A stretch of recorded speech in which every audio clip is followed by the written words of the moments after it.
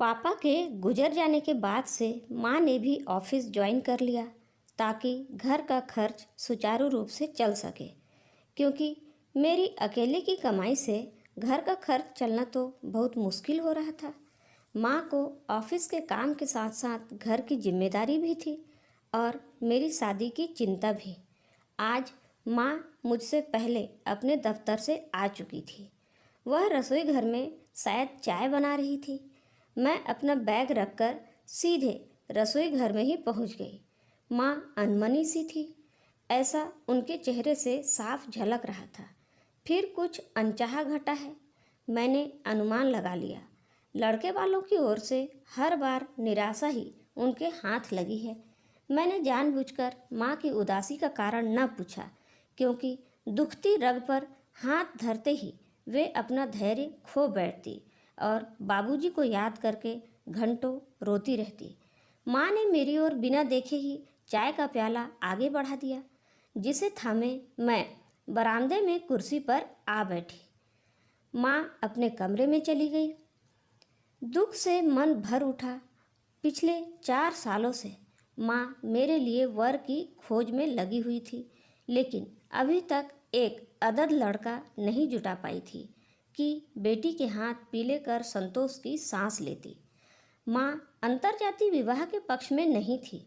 अपने ब्राह्मणत्व का दर्प उन्हें किसी मोड़ पर संधि की स्थिति में नहीं आने देता था।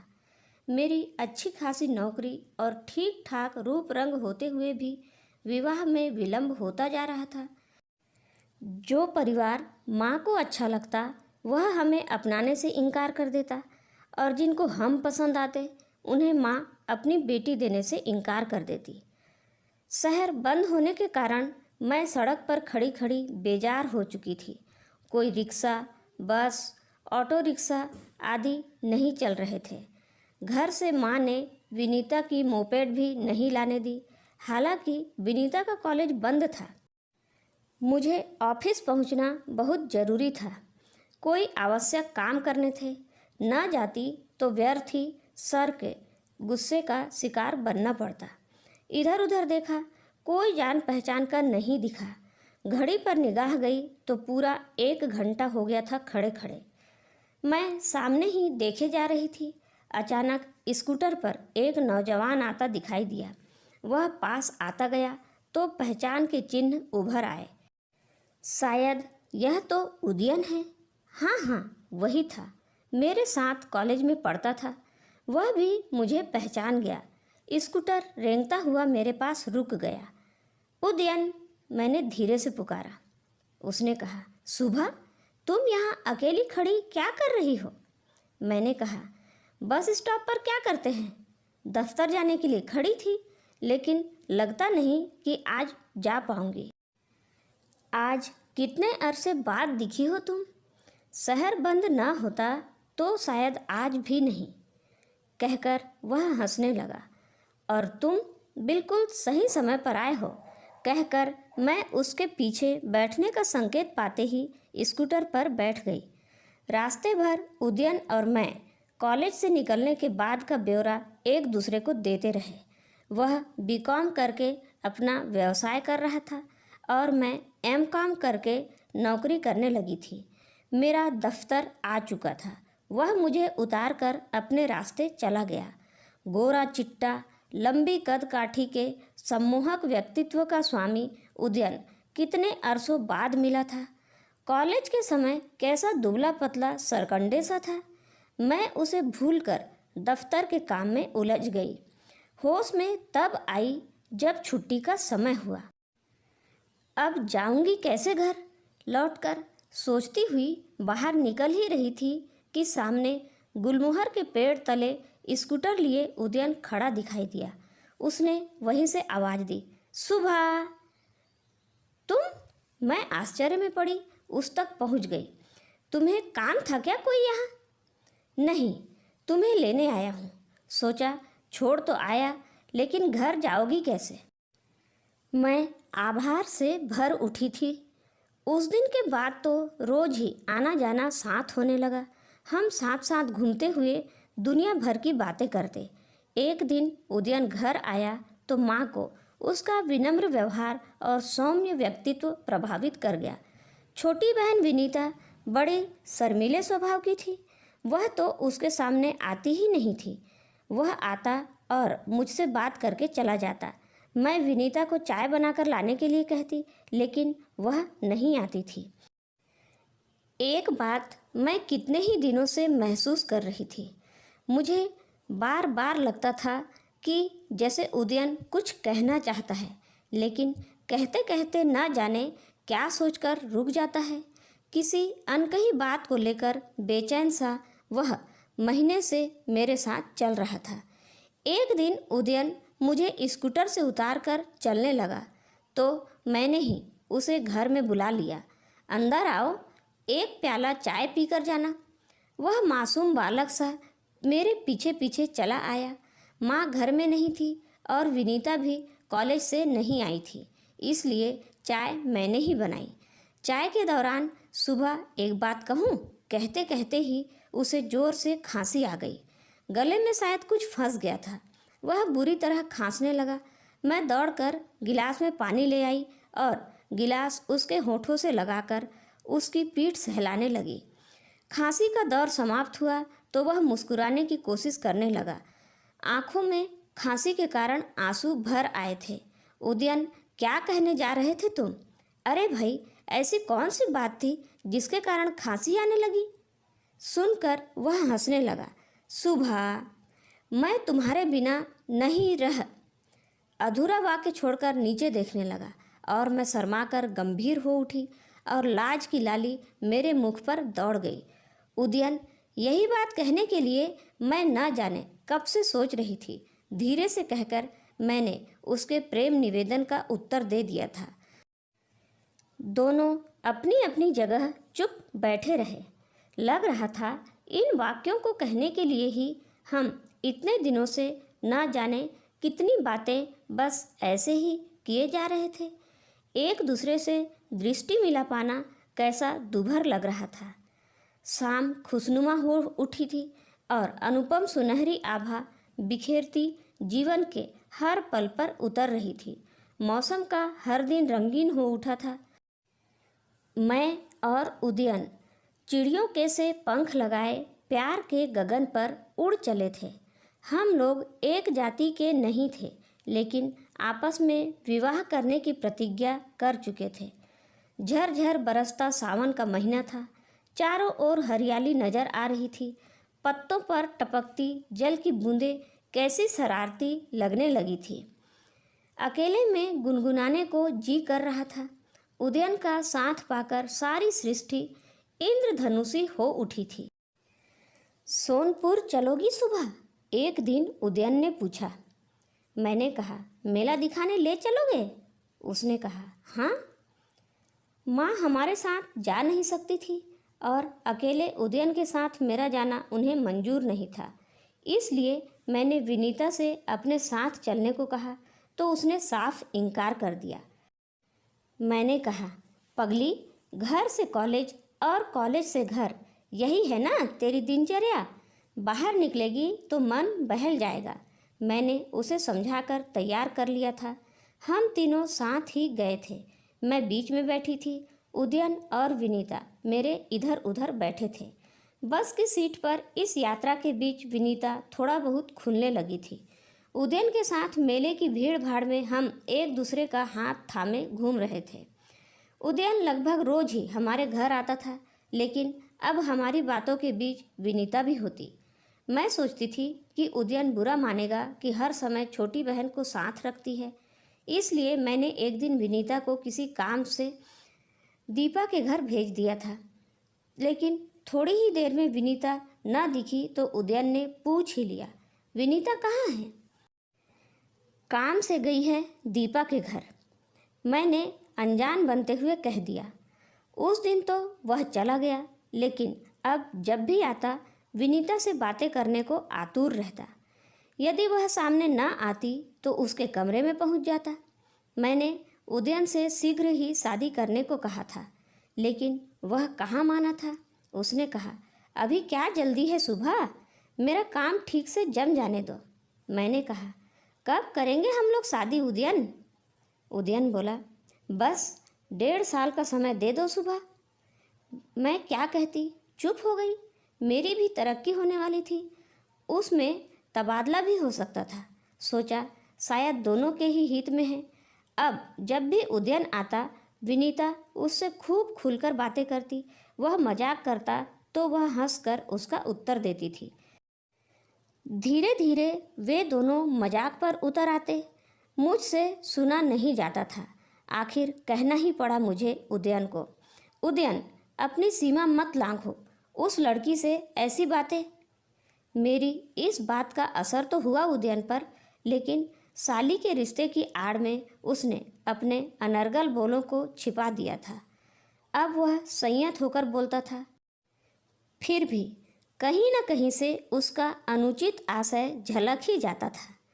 विनीता को मेरा यह मर्यादित व्यवहार करने का सुझाव अच्छा नहीं लगता था। मैं दिन पर दिन यही महसूस कर रही थी कि विनीता उदयन की ओर अदृश्य डोरे से बंधी खींची चली जा रही थी। उदयन से कहा तो वह यही बोला था, सुबह यह तुम्हारा व्यर्थ का भ्रम है, ऐसा कुछ नहीं है जिस पर तुम्हें आपत्ति हो। छुट्टी का दिन था, माँ घर पर नहीं थी। विनीता दीपा के घर गई थी। अकेली ऊब चुकी थी मैं। सोचा कि घर की सफाई करनी चाहिए, हफ्ते भर तो व्यस्तता रहती है। माँ की अलमारी साफ कर दी, फिर अपनी और फिर विनीता की किताबें हटाई ही थी कि किसी पुस्तक से उदयन का फोटो मेरे पाँव के पास आ गिरा। फोटो को देखते ही मेरा मन कैसी कटीली झाड़ियों में उलझ सा गया था कि निकलने के सब प्रयत्न व्यर्थ हो गए। लाख कोशिशों के बावजूद भी क्या मैं अपने मन को समझा पाई थी? पर मेरी आशंका गलत कहाँ थी? विनीता शाम को लौटी तो मैंने उसे समझाने की चेष्टा की थी। देख विनीता, क्यों उदयन के चक्कर में पड़ी है? वह शादी का वादा तो किसी और से कर चुका है। जिस बहन के मुख से कभी बोल भी नहीं फूटते थे, आज वह यूं दावानल उगलने लगेगी, ऐसा तो मैंने सोचा भी नहीं था। विनीता गुस्से से फट पड़ी।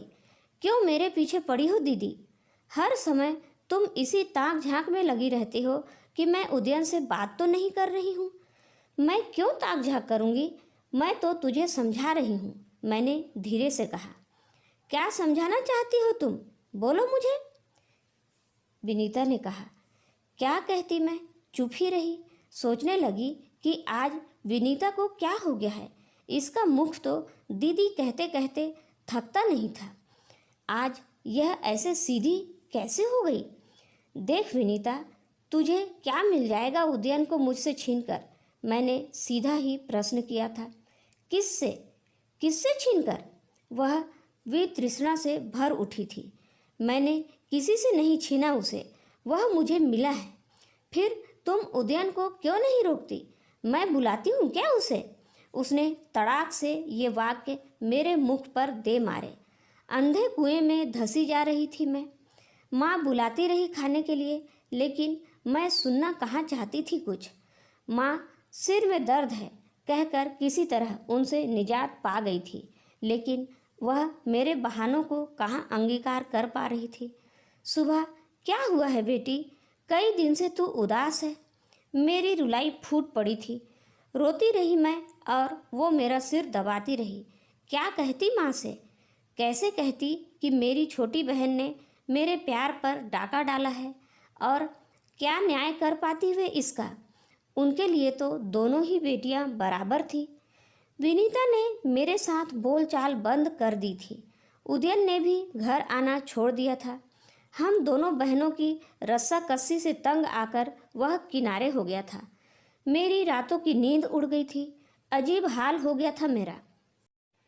बीमारों की तरह चेहरा और दुखी मन लिए बस जी रही थी मैं।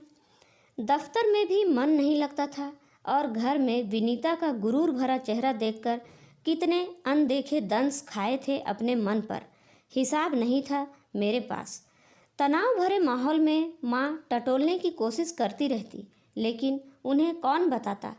विनीता, तूने मुझसे बोलना क्यों बंद कर रखा है? एक दिन मैं हारी हुई आवाज़ से बोली थी।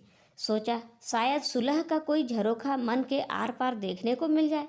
समझाने बुझाने से विनीता रास्ते पर आ जाए, क्योंकि मुझे लगता था कि मैं उदयन के बिना जी नहीं पाऊंगी। क्या करोगी मुझसे बोलकर? मैं तो उदयन को छीन ले गई ना तुमसे। क्या झूठ कह रही हूँ? बिल्कुल सच कह रही हूँ। लेकिन मेरा दोष कितना है इसमें, यह तो तुम भी जानती हो। उसका सपाट सा उत्तर मिल गया मुझे। तो तू नहीं छोड़ेगी उसे? मैंने आखिरी प्रश्न किया था।